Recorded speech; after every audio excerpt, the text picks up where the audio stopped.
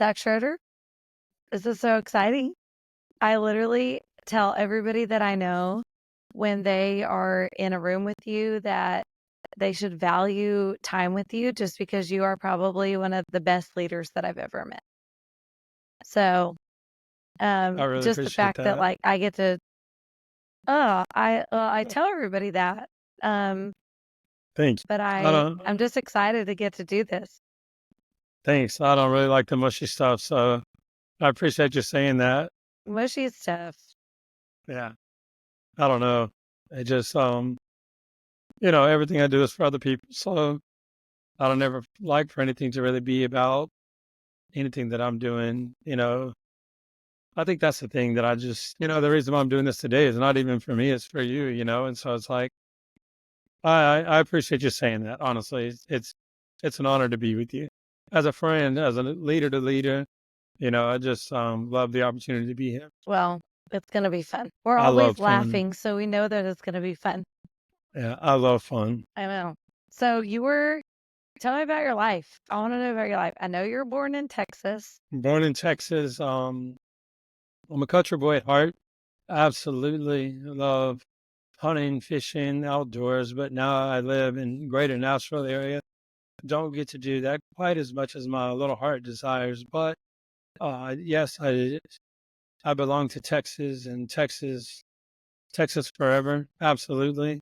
Wife, I don't know, 18 or 19 years. The funniest person you'll ever know. I mean, anybody that knows Wesley is like, oh my gosh, she's so funny. And I think that I've kind of got accustomed to her funniness. Like, I'm just like, huh, she's being funny again.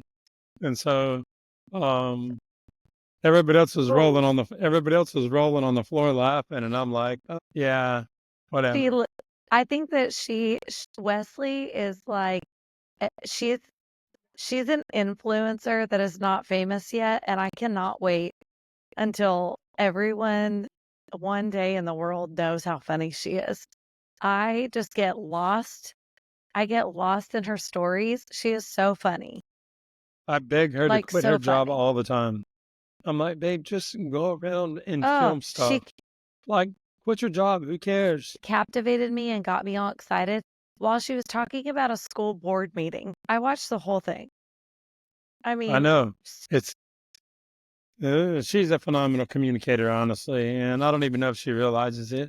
But yeah, so together, Wesley and I, we have three little girls, and so I'm a proud girl dad, and I think that's super unique to my personality because I love the masculine side of being a man. I want to hunt, I want to fish, I want to cut stuff. I love to build things. I also love to garden. Anything that keeps me out of the house. Um, that's kind of who I am personally. So I think God, family, friends, the SEC, sweet tea. I don't know if I need much more, So that's who I am as a leader. And where I came from is really this town called Madisonville, Texas, has about 3,500 people in it. But I lived in a town of 600 people. And sometimes I just sit back and I think, like, how did I end up in greater Nashville where there's millions of people walking around the streets? And I think what an honor it is to be a part of this, um, just everyday life. I wrote in my prayer journal this morning um, about to God, like what a gift life is when you look at it from the perspective of where you've been and where you are now, and knowing that you're not where you're going to be. Man, this constant state of becoming feels so good. And when you're able to look at it like that, you're like, okay, God, I'm ready to take in now, but I'm also ready to take in what's next. Let's do it. so true. So, yeah. That is so true. What did you want to be when you were a little kid? Honestly, at 6 years old, I kind of felt the call to ministry. I was in pre-K, Miss Rita's daycare, and I remember standing on the milk crate saying, um, I'm the pastor of this pre-K. My name is Zach Schroeder, and this is my wife, Mary Walker, who's not my wife now, but I would still call Mary a friend. Mary, this is my wife, Mary Walker. Everybody bow your heads. We're going to pray for the meal. And my preschool teacher told me I did that all the way through all the way through pre-K. And so I felt like I always wanted to be a pre-K. I think that NFL was probably my backup plan, something like that, So preacher, NFL, one of those two would work out. So I got the first part of my dream. Yes. Did you play football in college and basketball? I played football at a small school, in Abilene, Texas. I played tennis as well, club volleyball. I love sports. Any sport in the world, I would love to be a menace to anybody that plays me in anything. If you want to play badminton, Currently, anything, anytime, I want to be a menace to the world when it comes to I sports. need to put that I need to put that in the notes that people need to reach out to you if they just want to troll you at sports. Yeah, dude, if you want to talk If to me, they I just can want to talk play, sports. Yeah, I even watched perfect. like badminton in the Olympics. I was like, oh yeah, I'm getting me a birdie set. Guess what I have? I'm ready for somebody to come to the house and hit that birdie with me. I'm waiting on that Perfect. opportunity, prepared for everything. Took bowling 3 times in college to raise my GPA. That was fun. Took golf a couple of times, but I would say basketball is my favorite sport, honestly. I believe the best athletes in the world play that, and they can move to any sport there is in the world. I love to watch college football the most. Absolutely love to watch college football, Me too. and I love teams that not a lot of people like. I love the Minnesota Golden Gophers, Liberty Flames, the Montana Grizzlies, the Vanderbilt Commodores, and a little bit more well-known one is Oh, probably Texas A&M. Correct me if I'm wrong, but I think they're sitting first in the SEC right now, so that's cool. hey, a couple of those teams you mentioned have been doing pretty dang good this season. So, Anchor down, baby. gosh, man, that's crazy.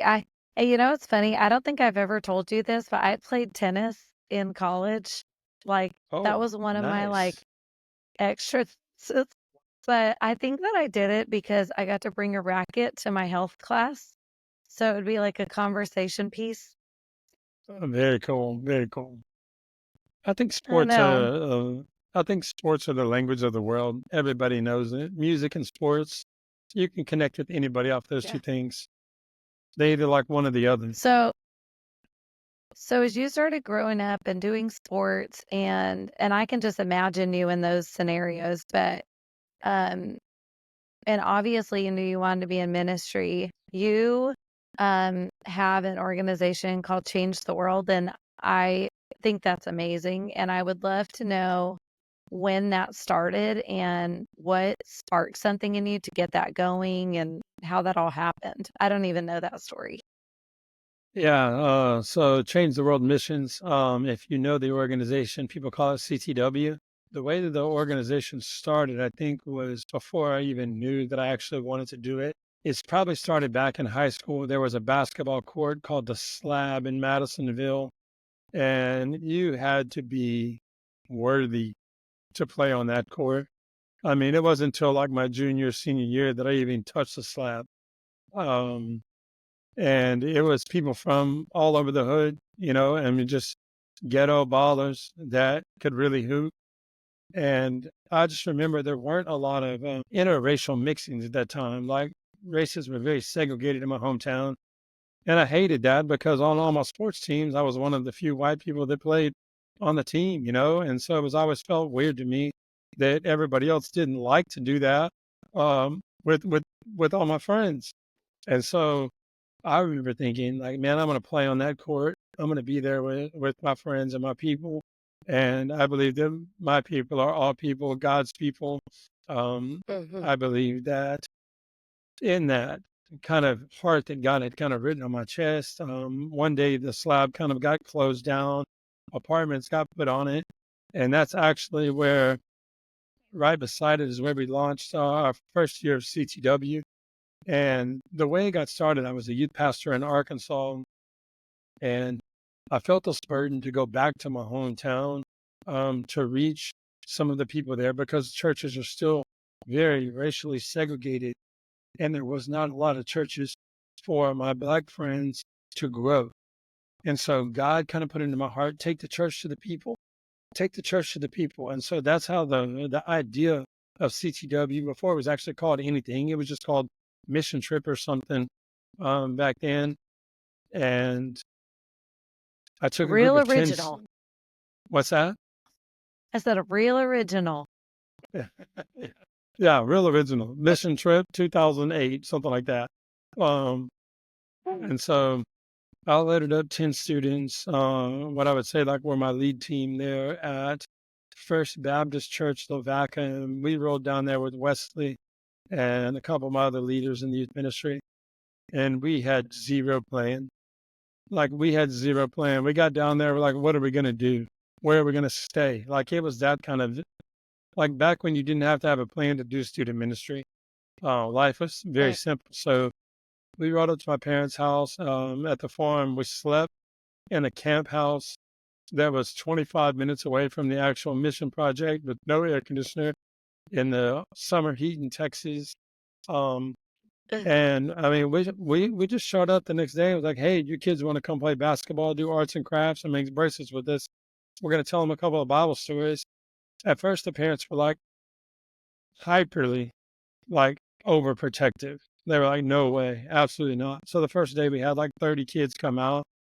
Then it kind of started making its way around the block. Because it was government housing, the government kind of got involved, like, hey, what are you guys doing here? This has to be approved and things like that. And, finally, we got through all of that. I was like, hey, we're just here to love on the community, nothing else. So somehow skipped that whole thing. And before we knew it, we had 90 kids showing up every day for this 5-day event mission trip to color, like little pages out of a tear off construction thing with me. And we made friendship bracelets and we made up dance moves and all kinds of things like that and played basketball for 3 or 4 hours and went home. On the last day of the trip, dude, I can hardly even talk about this. I mean, there was 90 kids. There was 90 kids. And dude, they were hanging on the van and there was a parking lot that was very small and there was only one entrance, one exit to the parking lot. And dude, seemed like for hours, parents were pulling their kids off that van. And I remember just being heartbroken. Everybody in the van was way worse than I am right now. Come on, man, clean it up. That's why I don't like mushy stuff. All right. One of the kids leans out the van door. His name is Brian Forsh. He's a youth pastor now in Texas. One of my students, he leans out the door and he goes, hey, don't worry, we'll be back next year. And I remember coming unglued on Brian. I was like, dude, what are you doing? You can't make promises like that in places like this where people don't come back. Now we have to come back. So Right. where I originally had no plan to return. Like it wasn't anything God had written in my heart.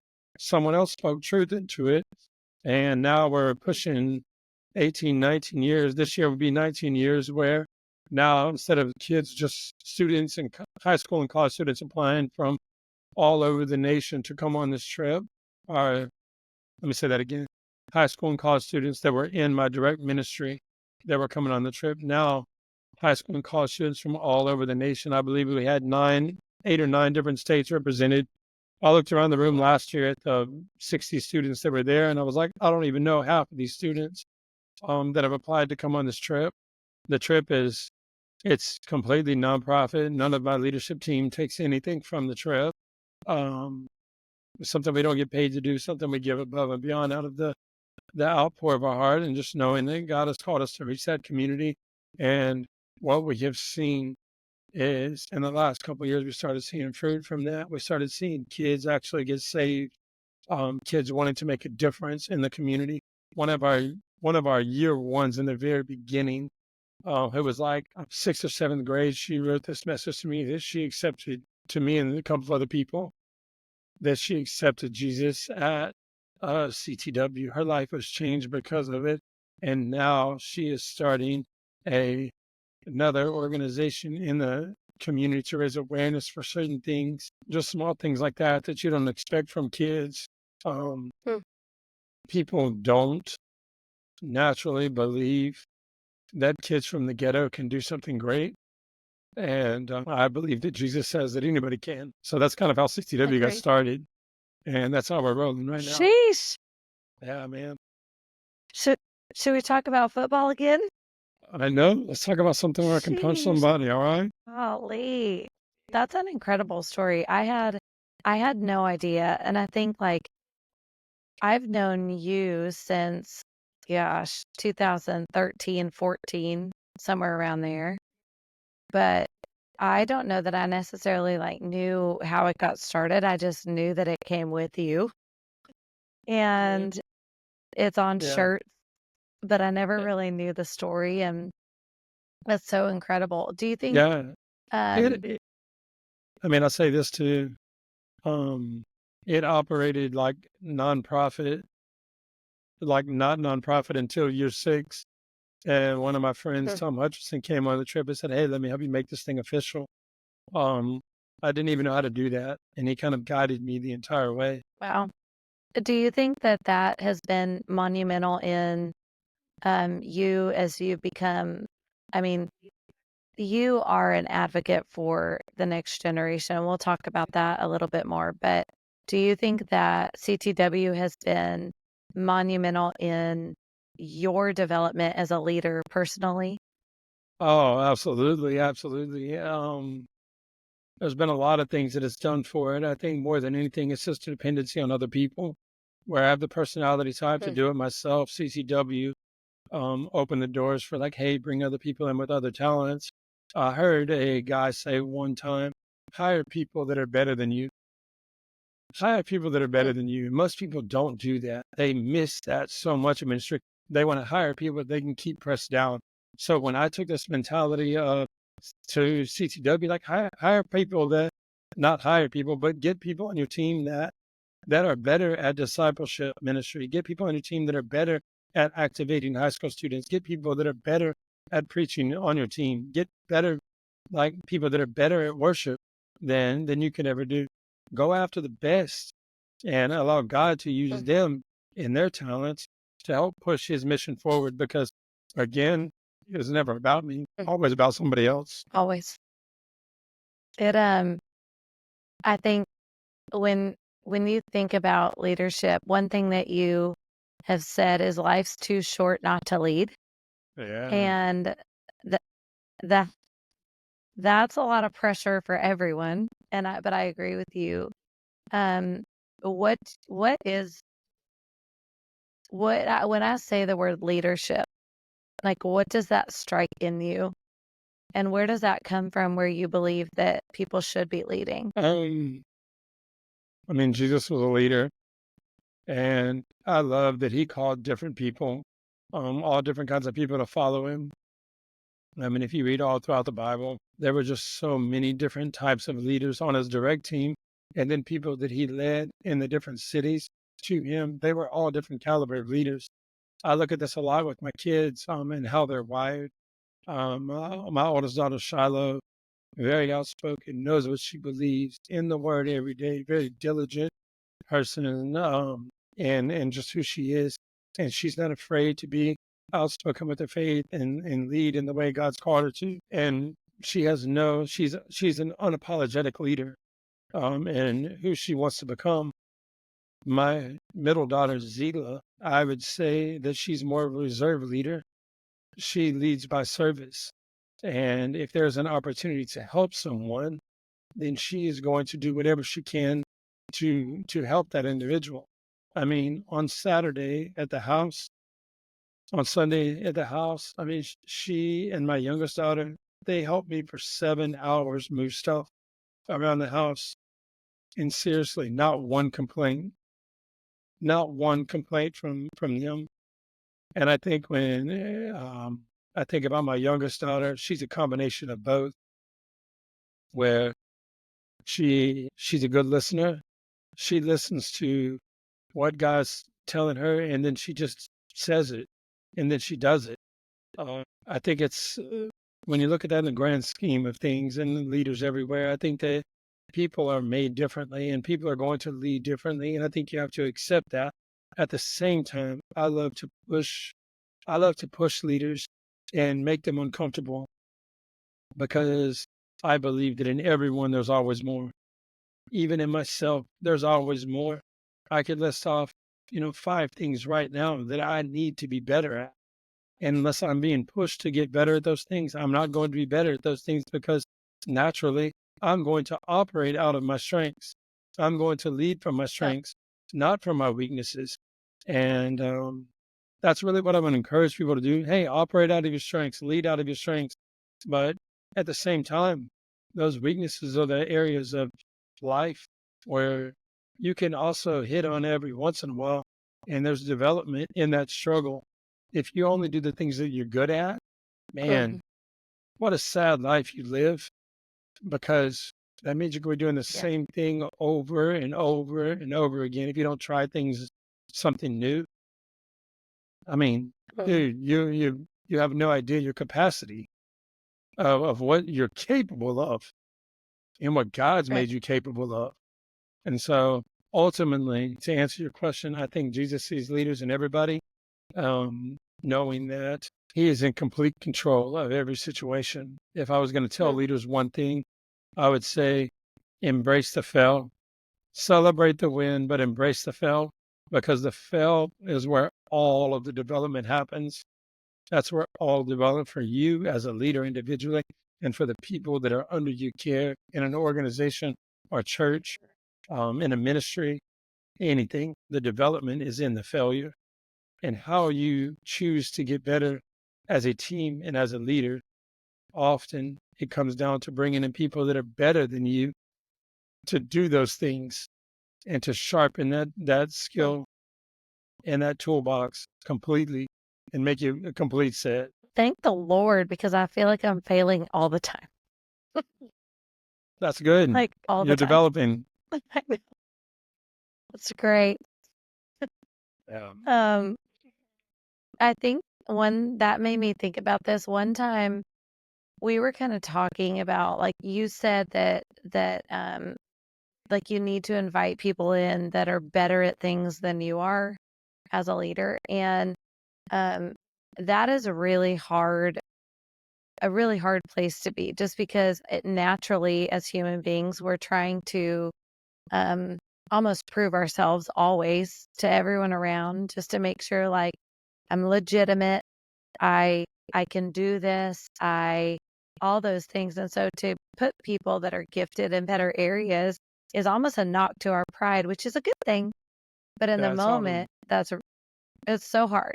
And so it really made me think about this one time we were kind of talking about horses and it randomly brought up leadership, but we were talking about and you actually said you're like, we need to talk on a podcast about this.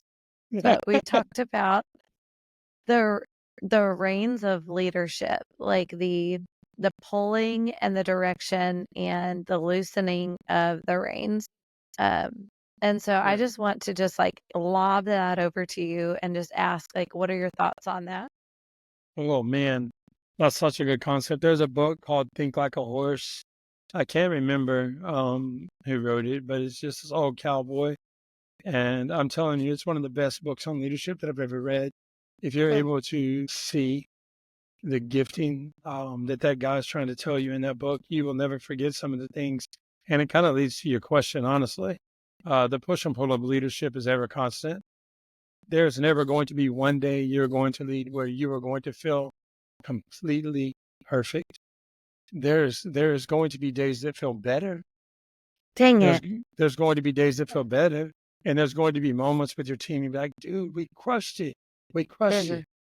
But there's not going to be a day where you're not going to be able to look back and go, man, what if we would have done this?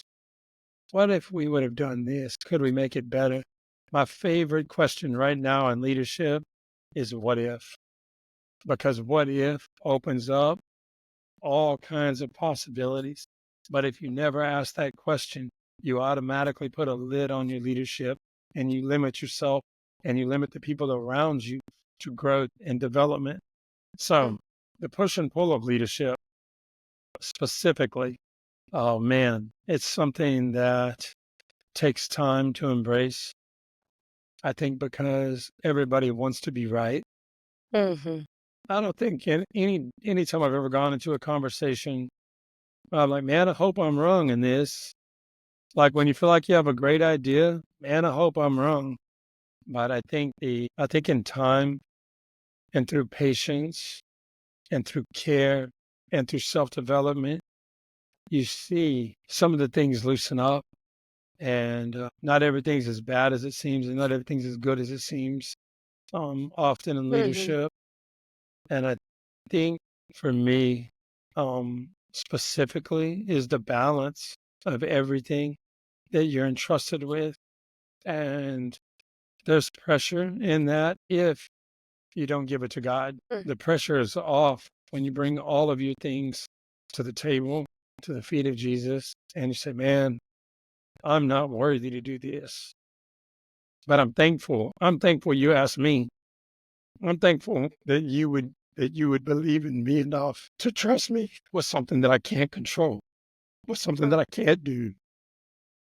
Because in that moment, and that's when God knows you're fully dependent on Him.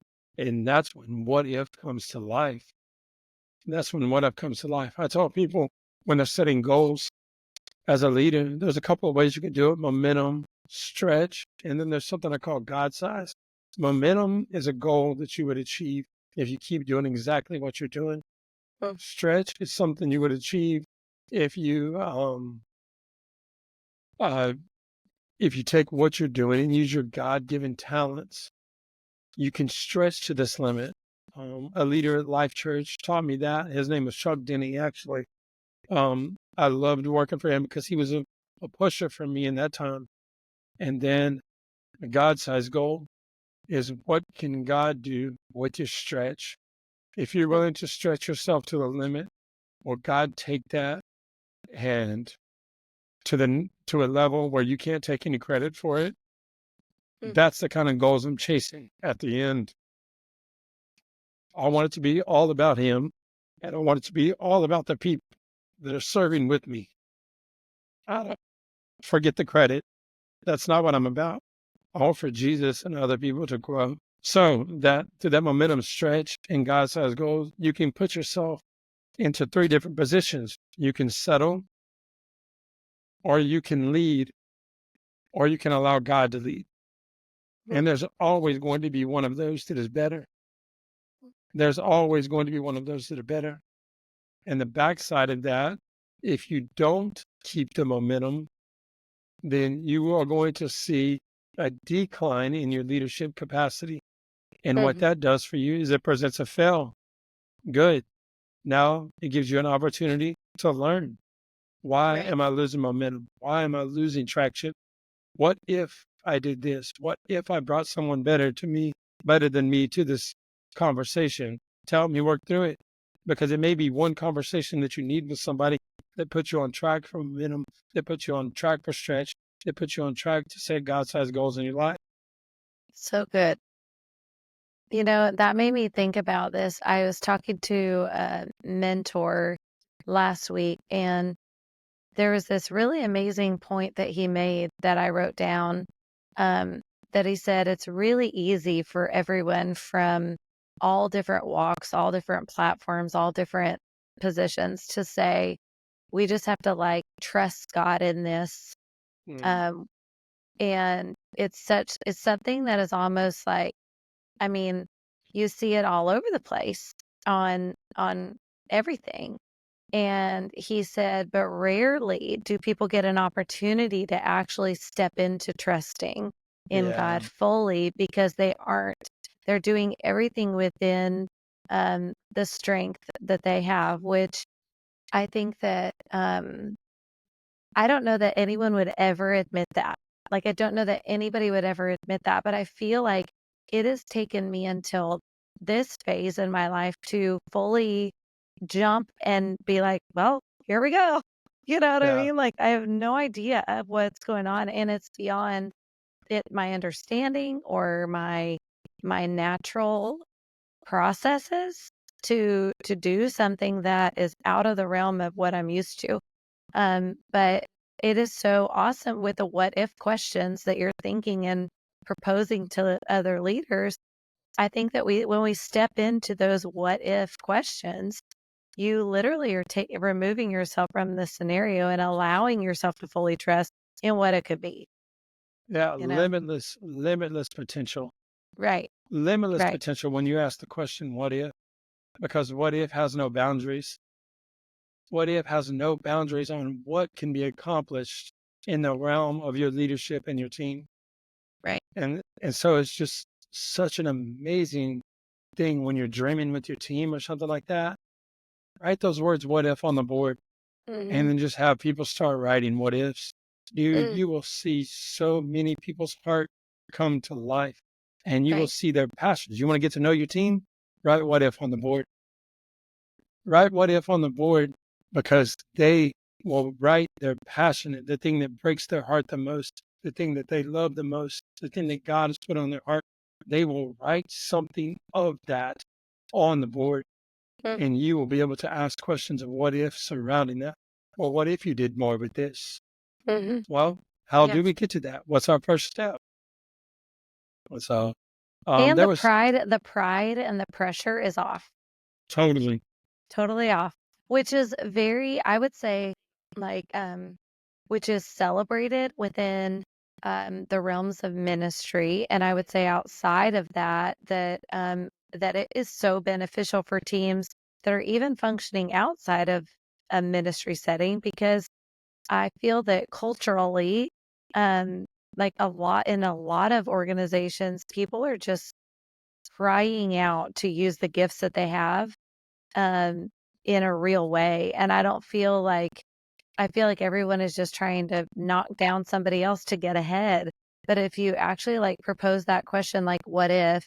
I feel like, again, it takes the pressure off to be able to allow everyone in the room to dream a little bit and truly to allow your mind to go beyond yourself, which allows you to not be the lid in the room, yeah, which is great. totally, totally. So, A lot of times I'll just get on Pinterest and just me scroll. too. There's so many things on there that you like, what if I did that? What if I put that in my living room or my house? But you know what? The thing about what if, it's only answered with action. It's only answered with action. What if stays an impossible possibility if you do not act. And I think a Right. lot of times people in ministry and people in leadership, they have expectations of faith can move mountains or just trust God. He's going to do it. When God's sitting there, I'm like, dude, I want you. I want you to do it. You want to move that mountain? You want me to move that mountain? I've already created you. What else do you want me to do? Get a shovel, start digging, move that sucker. Right. You know what I'm saying? And that's what happens when that's how the impossible becomes possible is by people asking that question, what if, and then answering the question with action. Mm. So good. Sheesh. That's so good. Man, it's crazy how that little conversation turned into that, like that we had just in Yeah. passing. Yeah. Um, I think, has there ever been a time that you held the reins a little too tight or Oh a little my. too, or like, because I think that that is like my default is not to like loosen the reins. My default is to hold them really tight just because Yeah. of fear of it's control at the end of the day. But Yeah.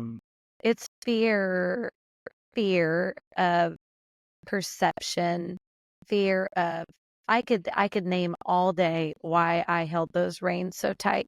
But is there an experience that you've had where you have mishandled the reins of leadership in your life? And um yeah, and what was the outcome and how'd you fix it? You know, almost everything I do, CTW, my family, and my job at CrossPoint, my success in those roles are almost solely dependent on the people around me and realizing that I cannot control every single environment it's been a time to learn those things. I mean, I think if you look back over CTW over the first decade that we did it, I tried to make plans for everything that we were doing.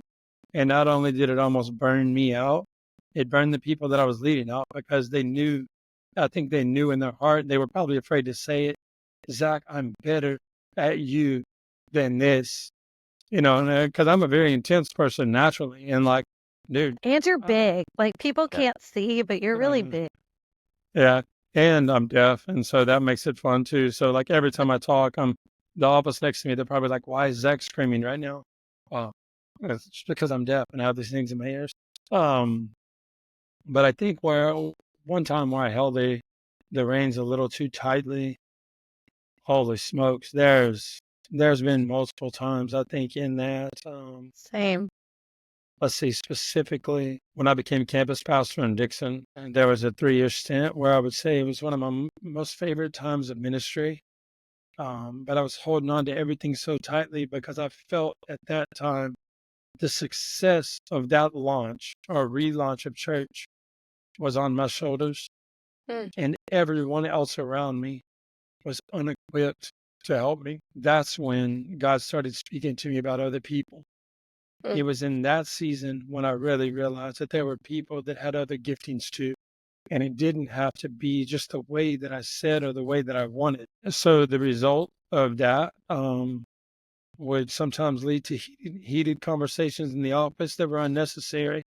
They would lead to, well, I'm making the call. I don't really care what you say.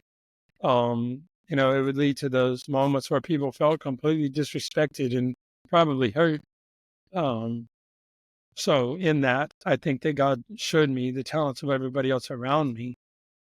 And then I started loosening up a little bit. I started loosening up, and it wasn't really until I probably just had a complete panic attack that I was able to say, man, I've got to give something. I've got to give something over to God. I have to give something over to Him in a way where I'm not in control anymore. And so when I went to Sky Ranch, and I was the camp director there, I left Cross Point for a minute, and I went to Sky Ranch. I realized when I got there that everybody on my team knew more about camp ministry than I did, but I was the boss. And so it led me to always asking the question, well, what would you do? What would you do? Yeah, honestly, man, I don't know. That sounds good to me. Let's do that. And then I could step back and healthily evaluate and then ask that question, hey, what if? Well, how do you want to recruit this year for people to come work at Sky Ranch? I don't know. How would you do it, man? They would tell me the way. Okay, cool. What if we got on Instagram and started recruiting people there, social media? Awesome. Well, that summer during COVID, we were fully staffed. And it was because of the things that people knew what to do and me trusting them with that. And then me asking that question of what if, and then people like kind of following that. The reins of leadership, if you hold them too tight, you'll squeeze everybody out and yourself, ultimately burn out and lead other people to quitting. Groeschel says that. I think that people don't leave organizations, they leave leaders. And dude, that hits because I never want people to leave unless God is calling them 100% to leave and step into what's next because of how I'm leading. And I think the leader, the most valuable thing that they can do for their people is to know their people inside and out and to be able to lead them and show them that you care and that you are willing to do anything in order to help their area of ministry or their role in the workplace. You're willing to assist them in anything. But a lot of times it's about pushing healthy, giving them just enough reins to feel comfortable in stride, to feel comfortable in stride. If you pull too tight, people aren't going to do what they're supposed to do. If you let go, they're going to run completely wild. And sometimes they may get off track of culture.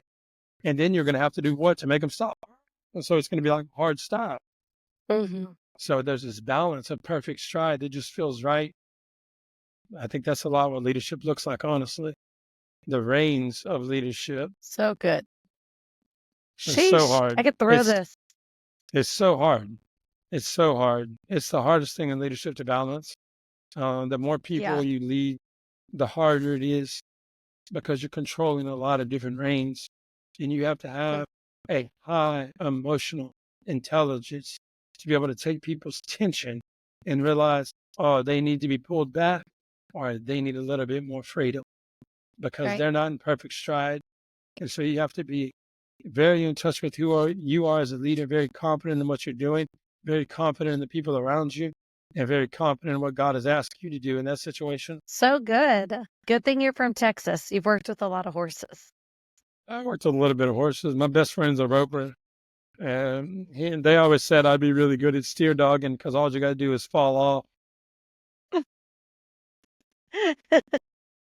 I'd be good at that too then. I wasn't very good at riding. What is something that, like, obviously, other than the things we've already talked about, which is just a wealth of everything, such a good conversation. But what is something that you are learning right now that you just can't shake? And that, like, other than a what if, but what are the things you're like sharing with everyone right now? This is a touch one for me, and it's a continual process with me. I think the dependency of other people. God is obviously trying to tell me something. Because if you're listening to this podcast today, you can't tell from this phone call or this whatever we call this that I'm deaf and I don't hear well.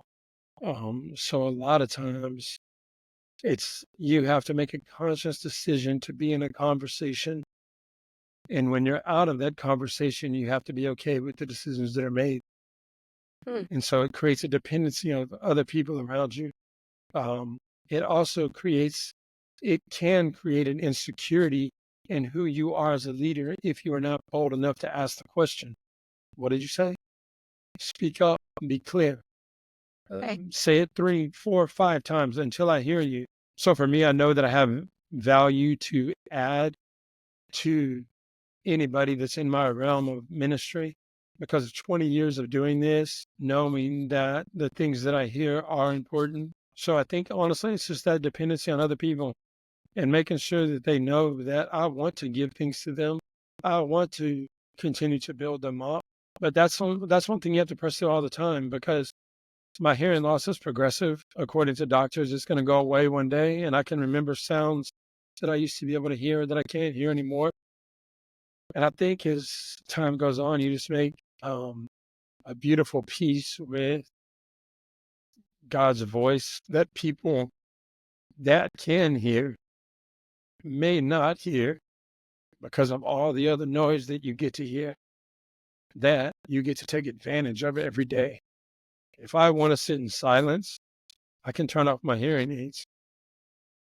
If I need a moment to gather my thoughts, I can be alone with God like that. If I need a moment as a leader to write something down and I don't want to hear the voices and the distractions of the world around me, then I can become fully dependent on God in that moment and the gift that He's given me through that deafness. But if I want to be in the moment, then I have to depend on other people. And I have to make sure that I'm asking the right questions and that I'm paying attention to the people around me so that I can gather the right information so that I can lead my team in the way that I felt like God's calling me to lead. That's it. That's it. That's it. So good. What else? That's all I got. That is Yeah. literally, you don't like the mushy stuff, but I do not care. You are Say a that fun. again. I said, you don't like the mushy stuff, but I don't care. Yeah, yeah. Like, I think that um, everyone that can interact with you needs to interact with you, not because of what you do, but because of the gifts that God has given you. You are an incredible leader that pushes people to be better. And I don't know that I'd be sitting here in this seat or any other seat if it wasn't for the leader that you've been in my life. And I could say that for a lot of other people. So Uh, Thank you. Like I said, go my hit something. honestly, I'll say this to close out. Like I've dedicated my life to the next generation of leaders, and I would encourage anyone out there that has any avenue, any resource, any gifting, which is everyone, That includes everyone.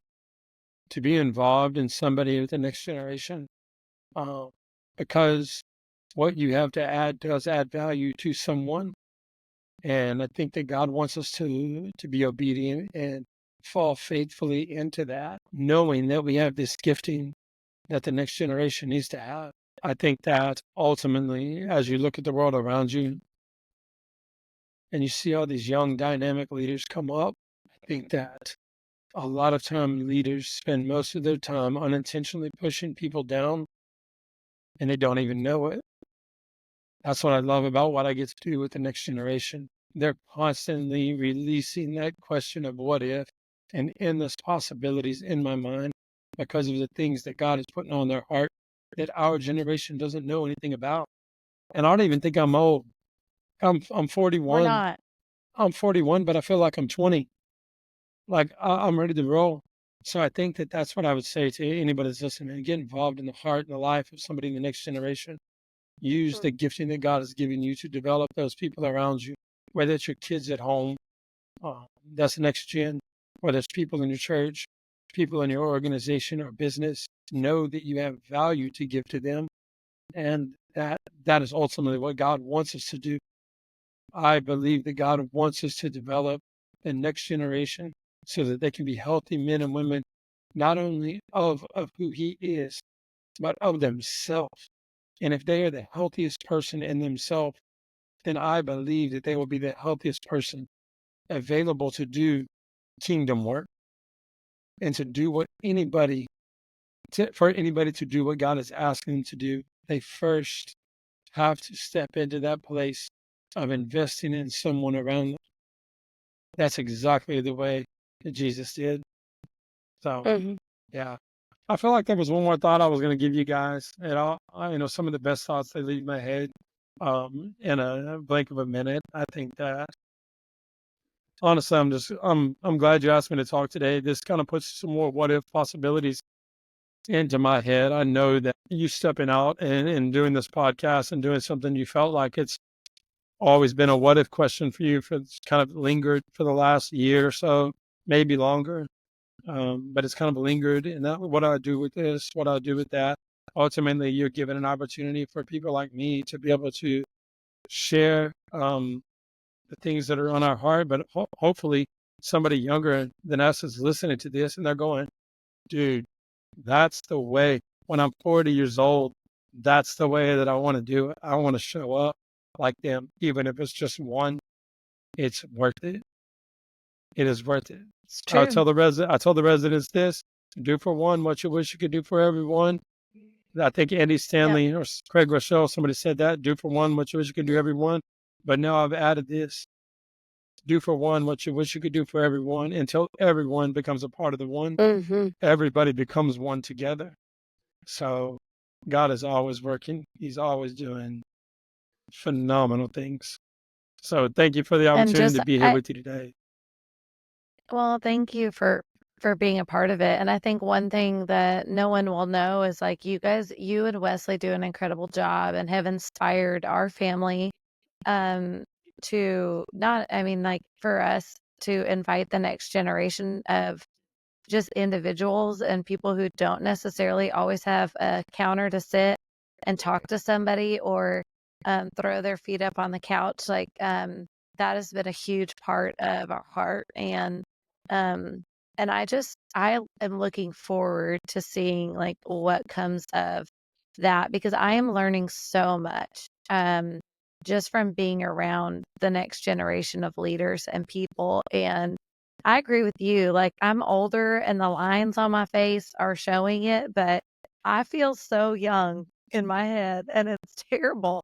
I'm like, man, I feel like I could do whatever, you know? So I think we need Yeah. to just keep doing it. And I hope that from this, like everyone listening, like feels inspired to go ask a what if question for their own life. I mean, and not hold something so tight that you miss the opportunity to step into trusting fully, you know? Oh man. Oh man. If they ask what if and they are not afraid to take action on that what if, they might just be leading a podcast like you one day. Maybe or a Maybe. huge maybe. or next gen like Maybe. you. We'll see. I love it. So I love it. Thanks again. thank you, buddy.